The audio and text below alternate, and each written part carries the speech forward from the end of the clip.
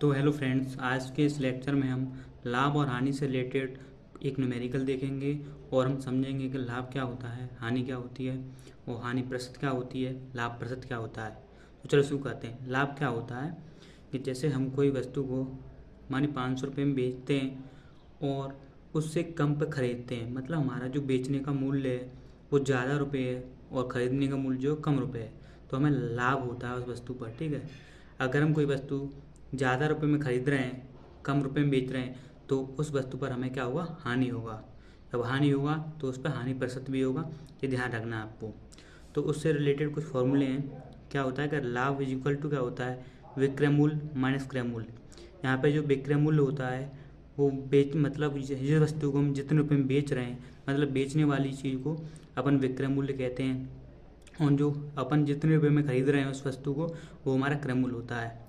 एक कंडीशन क्या होती है यहाँ पे, अगर विक्रय मूल्य को अपन बोलते हैं एसपी जिस सेलिंग प्राइस, और क्रय मूल्य को बोलते हैं अपन सीपी। अगर हमारा एसपी ज़्यादा है सीपी से, मतलब हमारा विक्रय मूल्य ज़्यादा है क्रय मूल्य से, तो हमें यहाँ पर लाभ होता है। क्या होता है, लाभ। और अगर हमारा CP is greater than SP, मतलब हमारा क्रय मूल्य जो है वो विक्रय मूल्य से ज़्यादा है, तो हमें क्या होगी यहाँ पे, हानि। तो जो मैंने जो फॉर्मूला लिख रखे हैं इनको अपन याद कर लेते हैं। ठीक है, और लाभ इज इक्वल टू क्या होता है कि जो हमारा लाभ हुआ है, लाभ बट्टे क्रय मूल्य इंटू 100, मतलब हमेशा हमको लाभ प्रतिशत या हानि प्रतिशत अपने क्रय मूल्य पर निकालनी है। क्रय मूल्य मतलब जो जिस वस्तु को हम कितने में खरीद रहे हैं, ठीक है, विक्रय मूल्य पर नहीं निकालना होता। परसेंट निकालना है तो इंटू 100 से मल्टीप्लाई कर देंगे हानि प्रतिशत और लाभ प्रतिशत में। ठीक है, यहाँ से अपन लाभ प्रतिशत और हानि प्रतिशत निकाल सकते हैं।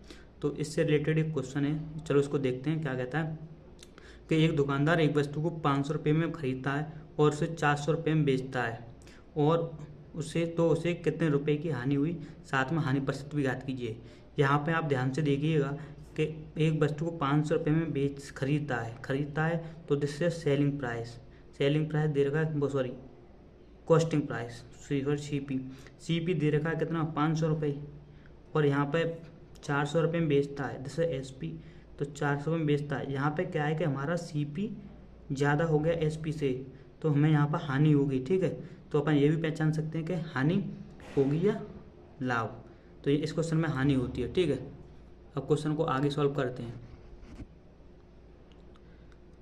तो जैसा क्वेश्चन में दे रखा था कि हमारा विक्रय मूल्य this SP this selling price and क्रय मूल्य दिस सीपी कॉस्टिंग प्राइस।